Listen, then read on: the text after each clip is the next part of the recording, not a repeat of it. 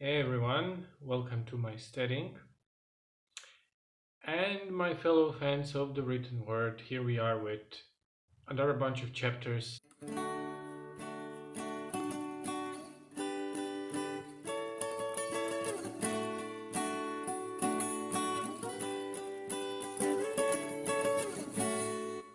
Chapters 25 to 35.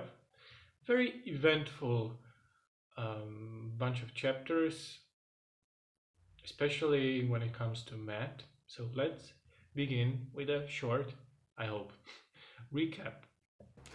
Let's start right out. Hey, what happened? We kick things off with Matt. Matt received a note from the girls that was written by the Emerald that allows him to leave the island. And before he goes off into the wild, because he agrees essentially after a short argument with the girls, they ask him to not be an ungrateful fop and to do this errand for them, to carry a letter by Elaine to the town of Camelin, to her mother, the queen. So before he goes there, he has a very eventful evening. He leaves the tower and just wanders around the town and gambles his seemingly life away. Only not. The call he feels for gambling is a strong one, and his Taviran powers grant him with an unimaginable amount of luck. So he wins every single game he plays, and he switches places around so get angry not to get any angry reactions from anyone.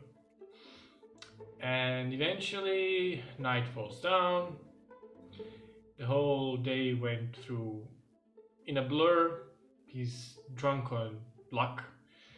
Everything was in a haze. And he discovers that he is followed by what he presumes are just alley bandit cutthroats. And he tries to lose them. And he does manage to lose him again thanks to his luck, where he discovers that apparently luck is not always useful for winning dice, but also maneuvering dangerous situations, I suppose. And what's great is, as the wheel weaves, he, after a very nasty encounter with one of the cutthroats that he did not manage to escape, he manages to kill the man. Well, the man killed himself, the fall killed him, but you know what I mean. He wants to just get away from the scene and to enter any kind of inn, just to get away. And lo and behold, who does he find in the inn?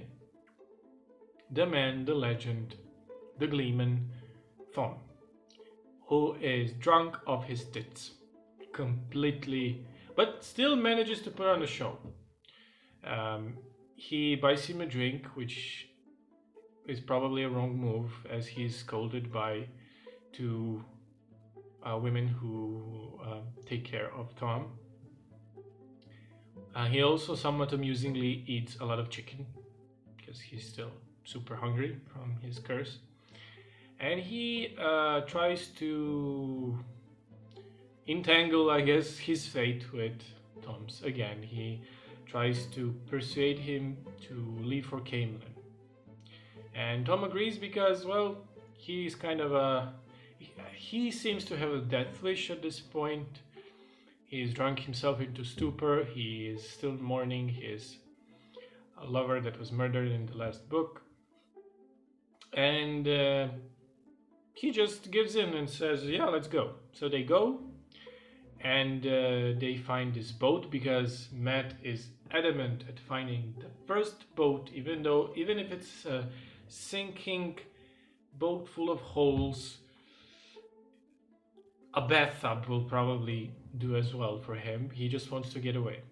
So he finds a boat, startles everyone there, and the captain asks for an outrageous sum for their transport, just a ridiculous sum. And Matt is full of money, so he doesn't even blink, just throws away the money at the captain. It's like, there it is, go away. I mean, there's even a tip for you.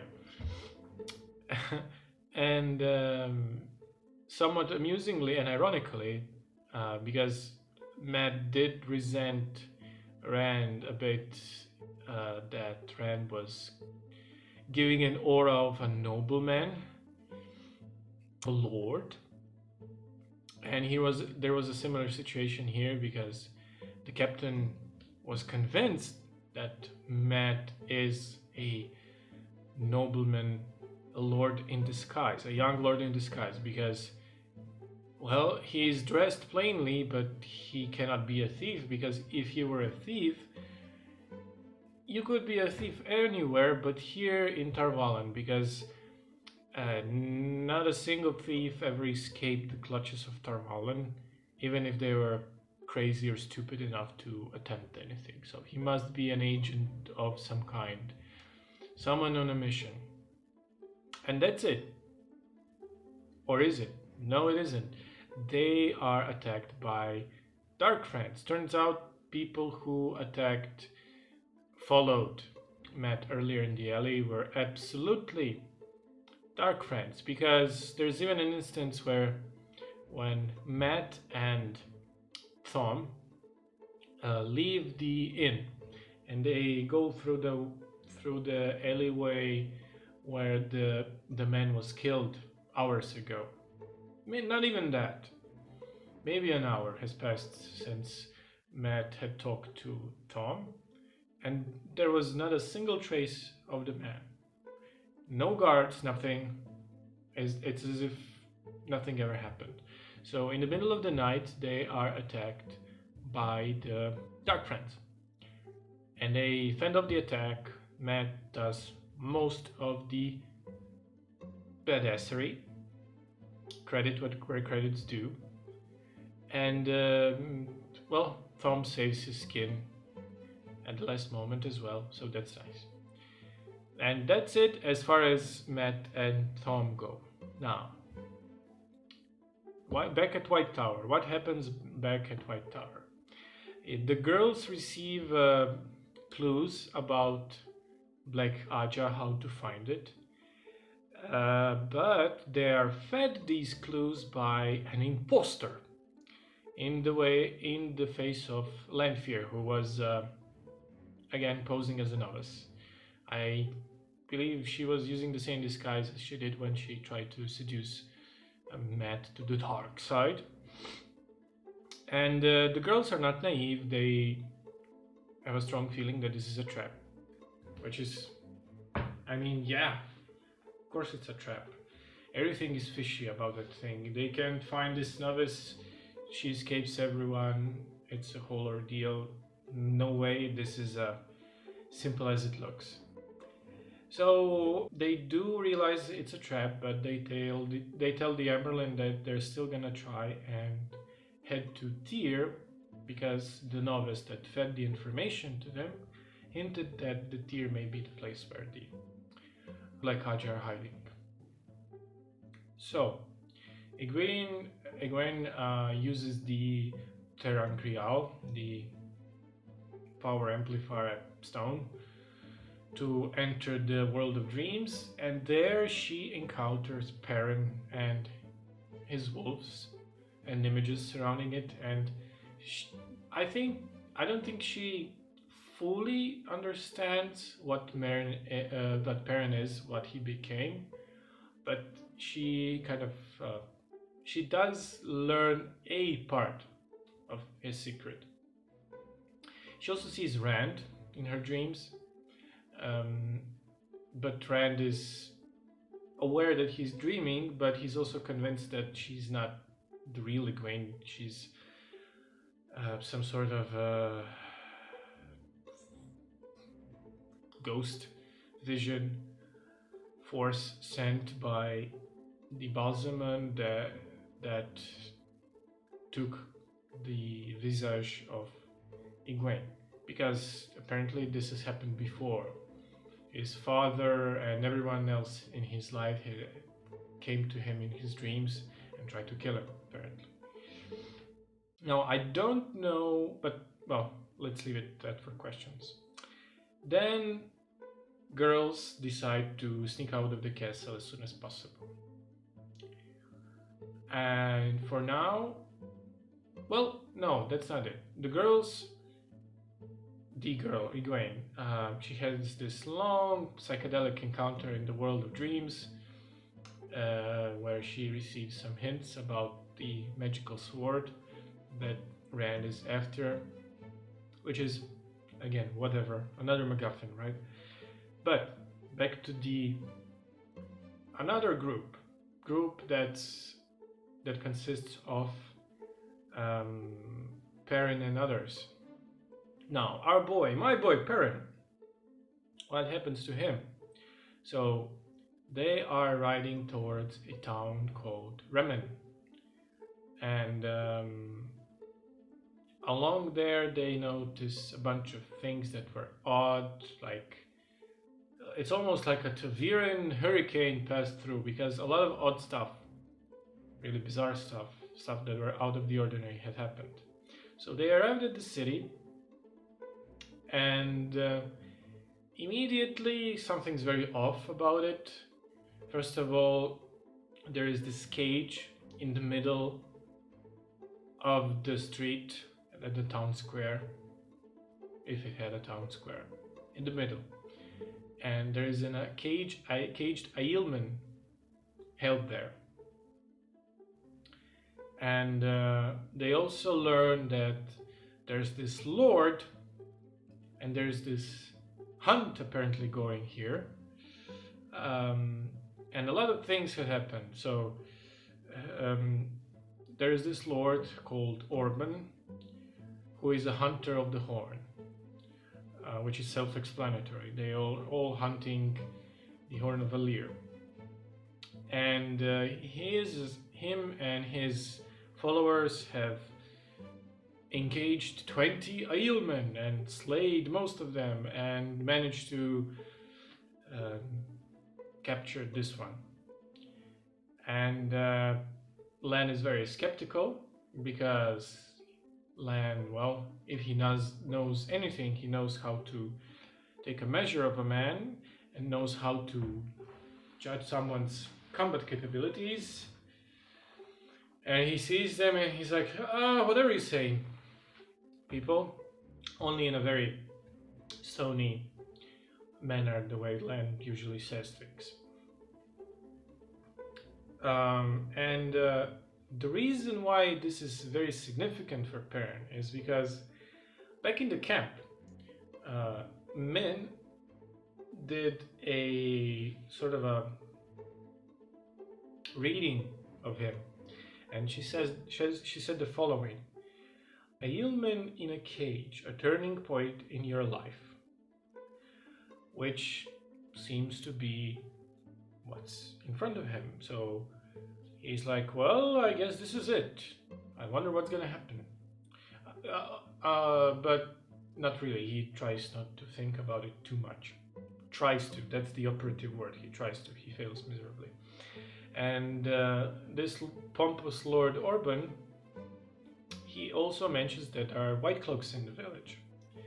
And Perrin is immediately, understandably, alarmed, because his previous experiences with white cloaks were not pleasant at all. And he also notices a young woman just staring at him. And he's also taken aback by this. And it's not like, oh, a girl noticed me. No, Perrin is much more introspective than that. He's like, why did a girl notice me? Because here we have a lady, we have an Ogier, we have an Aielman in the streets and me not in the sheets. I'm just a dude, so why is she staring at me? And that bothers him, and bothers him a lot. So the innkeeper reveals a lot of important surrounding information,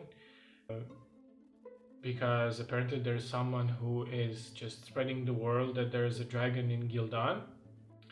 And at first they all think, oh, it's another false dragon, but then they realize it must be Messima, the cuckoo follower of Rand from the camp.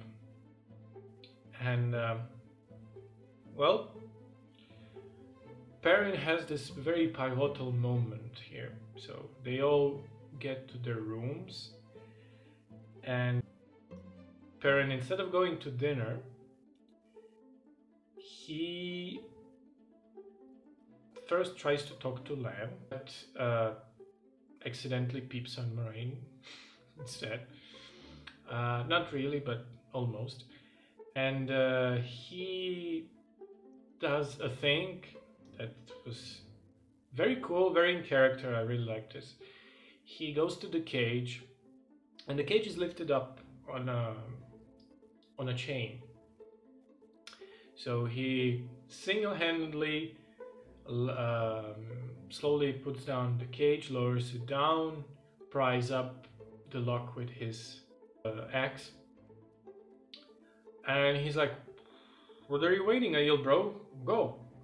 And the Aielmen is very calm, very level, the way the Aielmen are, and he introduces himself as Gol and says that he's a stone dog, which I guess is another hint at their hierarchy, but I digress.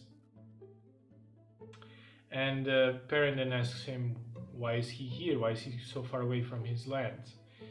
And he finds out that, again, Taviran shenanigans, the Aielmen reveals them that his people are looking for the Dragon Reborn. Only he uses another word, but essentially it's the same thing. And now it's too late. At least it seems so, because White Cloaks surround them.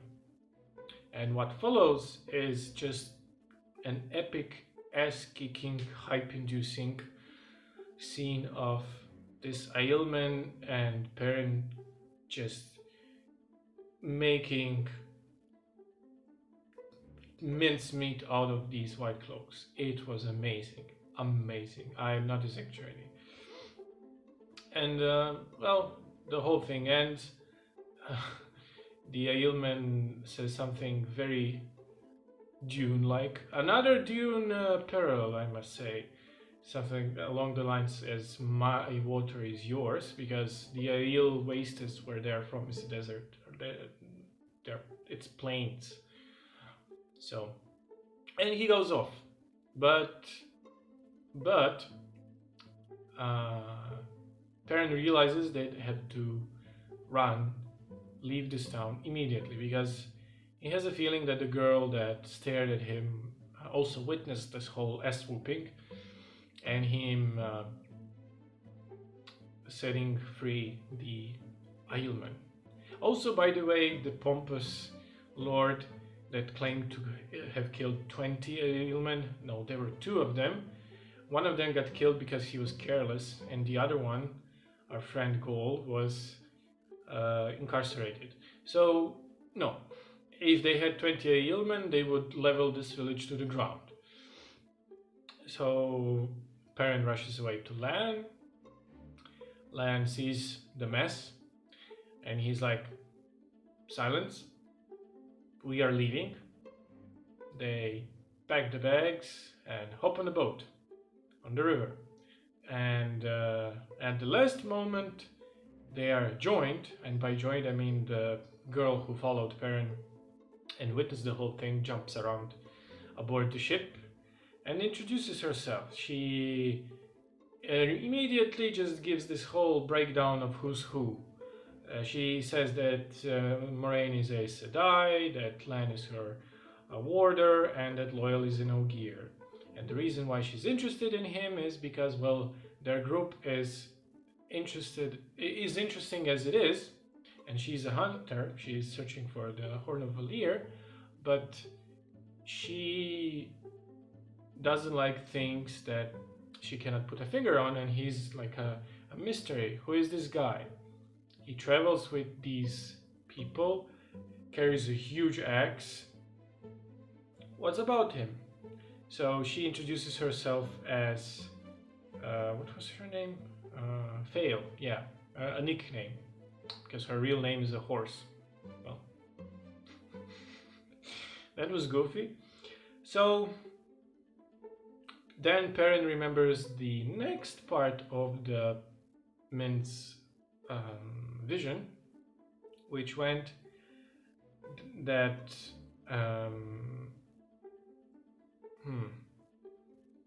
something about a falcon. He will encounter a falcon. Something about the falcon. Anyway, on to the next part. On to the next segment. So questions. I only have few because I think most of it was pretty clear, pretty self-explanatory most of the time. I mean, at the first, when Matt was being followed, I was like, oh, cutthroats. No, they are probably very much so, definitely dark friends. But I do have to say, footpads. I have learned a new word thanks to Robert Jordan. Thank you for that. Footpad is a great word. Also, a question about Matt and his Taviran powers. So, Matt has this internal discussion about his luck. And it's like pretty much word for word what I was trying to disseminate in my head. So that part mostly clear. I just want to add. So his luck powers, were they nullified by the curse? Or did just the wheel so it fit that his powers are dormant while he was in Two Rivers? Because he clearly remembers not being so ridiculously lucky at dice. He was lucky, sure, maybe luckier on average, but not to the extent where he would evade patrols and win every single dice roll. Just obscene amount of dice rolls. Question number 2. So this is more of a, again, hierarchical question. I think it's a question that spans through all of the books. It's similar to my question that I had about Dark Friends and how they recruit and operate. So we have Black Aja, and I'm curious about what kind of hierarchy the Dark One uphold. So, what kind of ranking? Black Aja, they are powerful. Aes Sedai are very powerful. Are Dreadlords more powerful than Black Aja? Is it like, I don't know, Trollocs, Murdrolls, Black Aja, Dreadlords, Forsaken?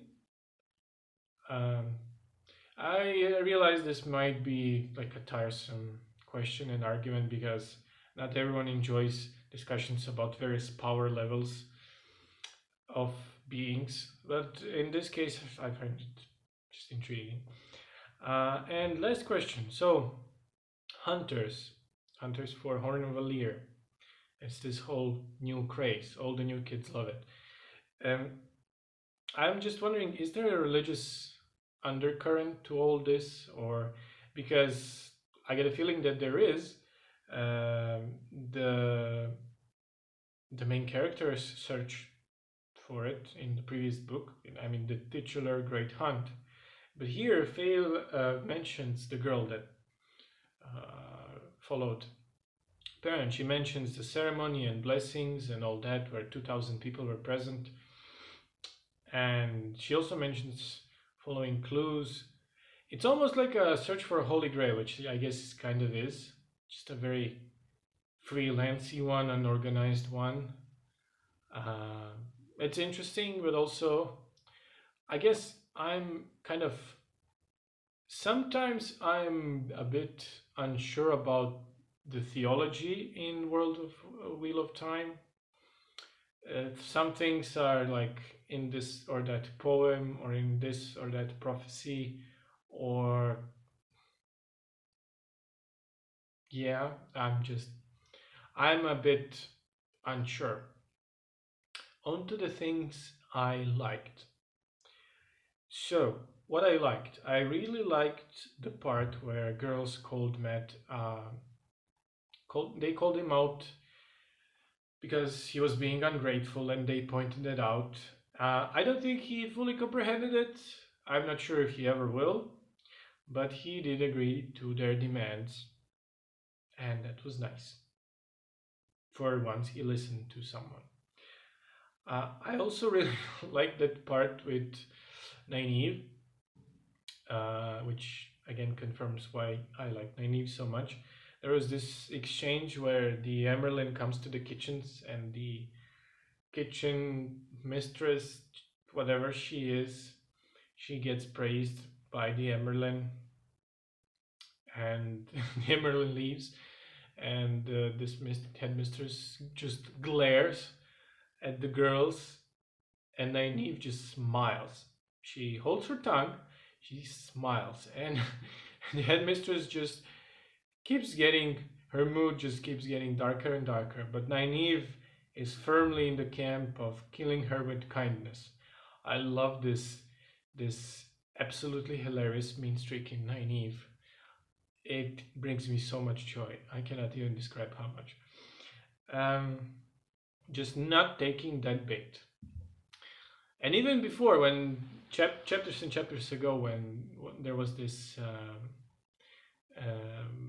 apprentice, Aes Sedai apprentice that tried to bait Nynaeve and got punished for it. Also, that was, oof, that gave me life. Another thing that I really like. So, Matt and Thom. I think that teaming them up, it's an excellent chance to develop Matt, and it's also a great chance to spend some more time with a wonderful character that is Thom. Uh, if I recall correctly, I had some misgivings about Thom's character. It's not that I disliked, I did not trust him. I thought that he had ulterior motives when they were escaping the pursuers in book one. But no, he is a great character. I really like him. He has layers above him. He has loved, he has traveled, he has grieved, he has suffered many losses. He's great. Also, I think that the whole part with Matt and activating his luck and escaping the chasers and boarding the ship, it's a thrilling, swashbuckling romp, that part, and I'm always up for that. I'm always up for parts narratives on boats, and so far Wheel of Time has delivered on my boat requirement. I absolutely love chapters and sections where characters travel on the sea. That's just my thing. Naval things are super appealing. Um, I thought that it was very rewarding to read those parts about Matt. Now, to be fair, um, I still think that Matt is a very selfish character. Maybe the most selfish out of the main cast. And I still think that some of it was unearned, but this is the wheel. It's not about who deserves what. It's wheel weaving its tapestry, I guess. And I also am warming up a bit to him. I think that little parts that reveal about his aspirations, like who his father is. His father is a horse trader, and his ambitions to become an even better horse trader. Him remembering some lessons that his father gave him, that helps to humanize him and flesh him out. Because up until now, he was just a one-dimensional brat to me. Nothing else. I'm sorry. Like, he was just extremely, extremely unlikable. What else?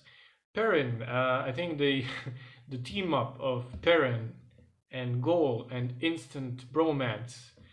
The hype was off the charts. Dangerous levels of hype. I really like when Jordan pairs off characters. I think it's a smart move. And when it works, it really works. And I think it worked every single time so far. So, more of that. Now, less things. Things that are lesser by nature and things that I didn't like. Not much, honestly. Some just minor things. I think I have a. Whoa, hold on there, Mike. I have a very minor meta complaint, which I hope I don't have to discuss in a full review of the whole book. I just have some misgivings. I hope that this whole search for this sword that is not a sword or whatever that only a dragon reborn can wield. I hope the future books, because there's still quite a bit of books in front of me. This is only book 3 and there's like, what, 14? I hope that the later books are not about MacGuffins. I hope they're not about retrieve this magical item, because retrieve this relic of the Age of Legends, from the Age of Legends, because I hope it doesn't delve into that. And this sword, it is a minor thing, to be fair. As I said, I don't have many problems with these sets of chapters. One minor complaint. So what I would like is, I complained about Egwene in the previous episode. And I do truly think that those chapters, those points of view, were a bit lacking. Now, these points of view, from chapters 25 to 35, those that feature Egwene, those were super important and they were well written. And what I would propose is, so Elaine is a very important character, and this was, I think, pretty much clear from the start to me. So I would have liked that at least one of those uneventful, pretty boring Egwene sections were interspersed with some of the points of view from Elaine. I think that would have helped a lot, to me at least. I don't know if you guys agree or disagree. Maybe guys or gals. I don't know if Elaine becomes a much more prominent character, because she is a super prominent character as it is. She's best friends with the girls. I mean, she's part of the crew. I thought that it would have helped a lot. Now, what else? Well, it's only a guess, but it's all I have to go on. Predictions. Just short predictions.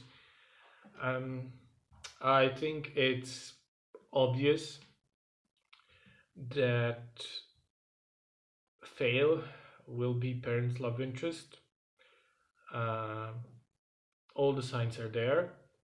I think much has to be said on this subject. It's pretty clear. I also predict that Goal, the freed Yeoman, will return the favor, but that much is, evident. It's Chekhov's gun. But I think the payoff to this will not be in this book. I think it will be sometime in the future. Maybe the next book, maybe 5 books from now, but I don't think it will happen in this book. And last prediction, it's like a constant truth in this world, more braid tugging, so much braid tugging, and some skirt smoothing, probably, and clutching the skirts, that as well. So thank you for watching. See you next time.